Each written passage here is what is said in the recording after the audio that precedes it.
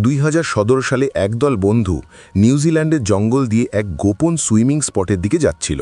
এখন যখন এরাই কাঁচা রাস্তা দিয়ে এগোচ্ছিল, জনবসতি থেকে দূরে, রাস্তা থেকে দূরে, এদের চারপাশে কেউই ছিল না, তখন হঠাৎ এদের খুব জোরে সাইরেনের আওয়াজ শোনা যায়, যা কোথাও জঙ্গলের ভেতর থেকে আসছিল।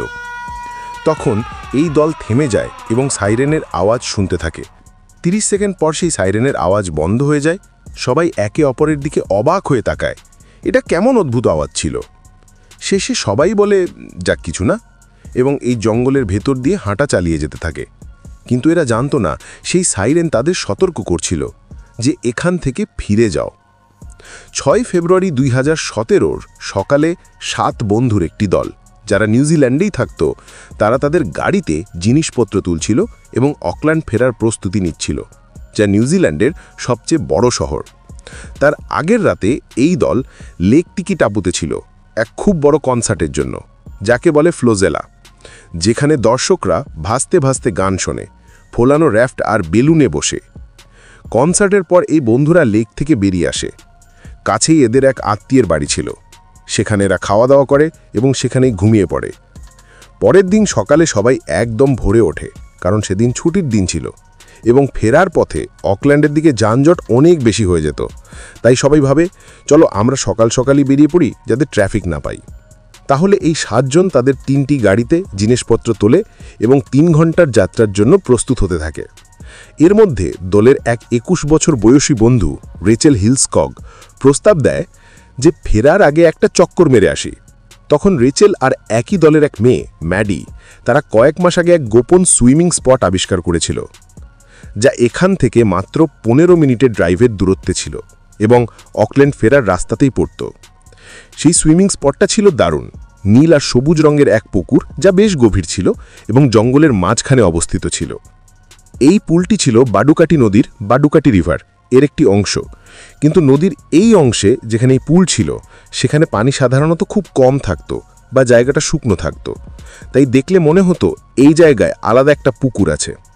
আসলে এই জঙ্গলে কোনো সরকারি পথ ছিল না যেটা ধরে ওই পুল পর্যন্ত যাওয়া যায়, তবে এখানে একটা অনৌপচারিক কাঁচা রাস্তা ছিল যা বহু বছর ধরে স্থানীয় লোকজন ব্যবহার করত। রেচেলের এই প্রস্তাব শুনে সবাই বলে, এটা তো দারুণ আইডিয়া। তাই এই দল 3টি গাড়িতে বসে সেখান থেকে রওনা দেয়। রেচেল আমন্যাডি সবাইকে সেই ডার্ট ট্রেলের শুরুর জায়গায় নিয়ে যায়। তারা রাস্তার ধারে গাড়ি পার্ক করে, তারপর নেমে পড়ে। তারপর রেচেল আর ম্যাডি সামনে হেঁটে সবাইকে সেই পথের শুরুতে নিয়ে যায়, আর সবাই মিলে জঙ্গলের মধ্যে ঢোকার শুরু করে। 15 মিনিট পর প্রায় তখন দলটি সেই পুকুরের খুব কাছাকাছি চলে যায়, কারণ সামনে গাছপালা কমে যাচ্ছিল। কিন্তু ঠিক তখনই তারা থেমে যায়, কারণ জঙ্গলের ভেতর কোথাও দূর থেকে তাদের কানে আসে খুব জোরে বাজতে থাকা সাইরেনের শব্দ। এই সাইরেনটি প্রায় 20 থেকে 30 সেকেন্ড স্থায়ী হয়। এই সাইরেনের বন্ধ হওয়ার 1 মিনিট পর এই গ্রুপ সেই কাঁচা পথের শেষ প্রান্তে পৌঁছে এবং ধারে দাঁড়ায়। তাদের নিচে পুরোপুরি একটি সুন্দর সুইমিং পুল থাকে, যেখানে তারা সাঁতার কাটতে যাচ্ছিল। তারা পাথরগুলো দিয়ে নিচে নামে এবং সেই পুলের কাছে পৌঁছায়। সেখানে সবাই নিজেরা সুইমিং স্যুট পরে পুলে ঝাঁপ দেয় এবং পুলের মধ্যে দিয়ে সাঁতার কাটতে শুরু করে। সেখানে 2টি বড় পাথর পানির বাইরে বেরিয়ে আছে, যা যেন একটি ছোট দ্বীপের মতো দেখাচ্ছে। রাচেল এবং অন্যান্য 5টি মেয়ে সেই পাথরের ওপর ওঠে, আর সেই 2 ছেলে যারা গ্রুপের অংশ, তারা অন্য পাথরের ওপর ওঠে। তারা চারপাশ দেখছে এবং ভিউ উপভোগ করছে। তারপর 11:58 এই জঙ্গলে আবার সাইরেনের আওয়াজ হয়, যা তারা 3 মিনিট আগে সেই কাঁচা পথে শুনেছিল। 20-25 সেকেন্ড পর যখন এটি বন্ধ হয়, তারা চারপাশ দেখে। তাদের চারপাশে কোনো বিপদের চিহ্ন দেখা যায় না, কিছুই হচ্ছে না, সবদিকে শান্ত এবং সুন্দর দৃশ্য। সবাই আবার সাইরেনের আওয়াজ উপেক্ষা করে। রাচেল তার ক্যামেরা বের করে, ছবি তোলে। বাকিরাও ছবি নিতে শুরু করে। কিন্তু 2 মিনিট পর 12টায় আবার সেই একই সাইরেন তৃতীয়বার বাজে। এই পর্যন্ত তারা প্রথম 2 বার সেই সাইরেন শুনেছে এবং সেখানে কিছু হয়নি, তাই তারা তৃতীয়বারের সাইরেন পুরোপুরি উপেক্ষা করে। তবে যখন তৃতীয় সাইরেন বন্ধ হয়, তখন একটি নতুন আওয়াজ শোনা যায়, একই দিক থেকে যেখানে সাইরেনের আওয়াজ আসছিল, যা কোনো উচ্চতায় ছিল। তারা ঘুরে উপরের দিকে দেখে এবং একে অপরকে দেখে, এটি কি অদ্ভুত আওয়াজ। হঠাৎ তারা দেখে পানির একটি বিশাল ঢেউ তাদের দিকে ধেয়ে আসছে। পানি এত দ্রুত আসে যে এটি পুল পর্যন্ত পৌঁছে এবং এখানে পানির স্তর দ্রুত বাড়তে শুরু করে। যে পাথরগুলোর উপর তারা দাঁড়িয়েছিল, সেগুলো ধীরে ধীরে পানির মধ্যে ডুবে যেতে থাকে। গ্রুপ একে অপরকে শান্ত করছে যে পানি চলে যাবে, কিন্তু কয়েক সেকেন্ডের মধ্যে যে পাথরগুলোর উপর তারা দাঁড়িয়েছিল তা পুরোপুরি ডুবে যায় এবং পানির চাপ এত বেশি যে তারা স্থির থাকতে পারে না। একসময় তারা ভাবতে শুরু করে, যদি আমরা দ্রুত না চলে যাই পানি তাদের নিচে নিয়ে যাবে। তখন দুই ছেলে তাদের পাথর থেকে ঝাঁপ দেয় বড় নিরাপদ পাথরের দিকে, যা পিছনের জঙ্গলের সাথে যুক্ত। সেখানে তারা নিরাপদে পৌঁছায়। তারা ফিরে মেয়েদের দিকে দেখে যারা এখন ডুবে যাওয়া পাথরে আছে। তারা চিৎকার করে তাদের বলে, সেখানে ধরে পাথরের ওপর তুলে আনা হবে, কিন্তু মেয়েরা চারপাশ তাকাচ্ছে। পানি তাদের হাঁটুর ওপর এবং স্রোত এত তীব্র যে তারা ঠিকভাবে দাঁড়াতেই পারছে না। তাদের জানা আছে, যদি তারা পানিতে সাঁতার কাটার চেষ্টা করে পানি তাদের সঙ্গে সঙ্গে নিচের দিকে নিয়ে যাবে। সুতরাং গ্রুপটি তৎক্ষণাৎ সিদ্ধান্ত নেয় যে তাদের কাছে একমাত্র বিকল্প বাকি আছে। মেয়েরা আসলে লাফিয়ে এগিয়ে গিয়ে সেই ছেলেটিকে ধরবে যার বাহু তাদের দিকে খোলা। র্যাচেল হিজং প্রথম সেই মেয়েটি যে এই চেষ্টা করতে যায়। সে সামনের দিকে লাফ দেয়।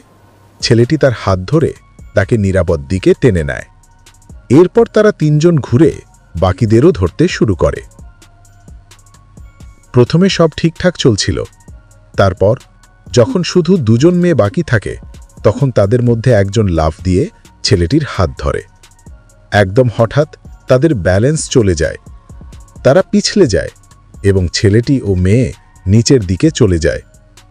র্যাচেল তখন সেই জায়গায় পৌঁছায় যেখানে ছেলেটিও নিচে চলে গেছে। সে তার সেলফি স্টিক পুরোপুরি বের করে শেষ মেয়েটির দিকে বাড়ায় যে পাথরে দাঁড়িয়েছিল। তার নাম এলিস। এলিস চিৎকার করে বলে, লাফ দাও এবং এই সেলফি স্টিক ধরো। এলিস, যে এখন কোমরের ওপর পানিতে ডুবেছিল, লাফ দিয়ে সেলফি স্টিক ধরে।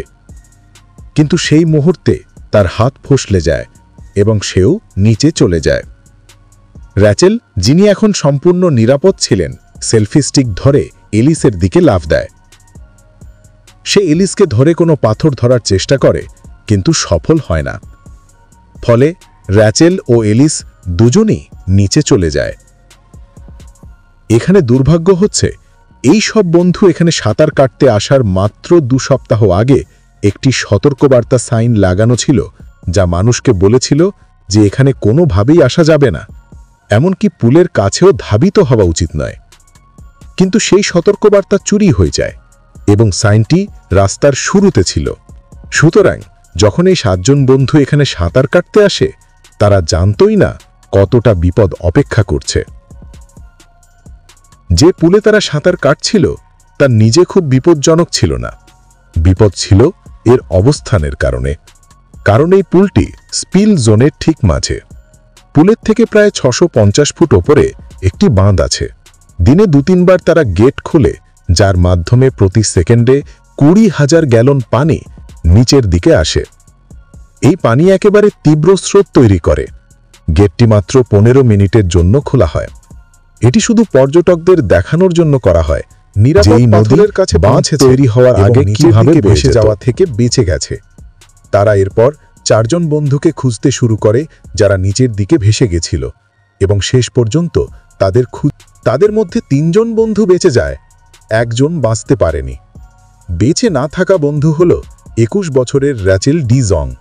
তার নিজস্ব আইডিয়া ছিল এখানে এসে সাঁতার কাটার, এবং র্যাচেল সেই মেয়ে যে নিরাপদে পৌঁছে যাওয়া সত্ত্বেও আবারও পানিতে লাফ দেয় তার বন্ধুকে বাঁচানোর জন্য। আজকের দিনে এখানে অনেক সতর্কবার্তা সাইন এবং বেড়া লাগানো হয়েছে, যাতে মানুষকে এই ওয়াইকাটো নদীর কাছে যেতে না দেওয়া যায়। কারণ আজও এই বাঁধের গেট প্রতিদিন খোলে।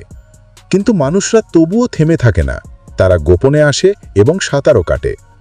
এর পাশাপাশি মেক্সিকোর এক রিসোর্টে আরেকটি দুর্ঘটনা ঘটে। সেখানে পানির মধ্যে একটি খুবই ভয়ঙ্কর জিনিস লুকিয়ে আছে, যেটি খুব বিপজ্জনক, যা আপনাকে দুর্বল করতে পারে।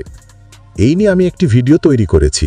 আমি আপনাকে অত্যন্ত সুপারিশ করব আপনি অবশ্যই এটি দেখবেন। ভিডিওতে আবার দেখা হবে।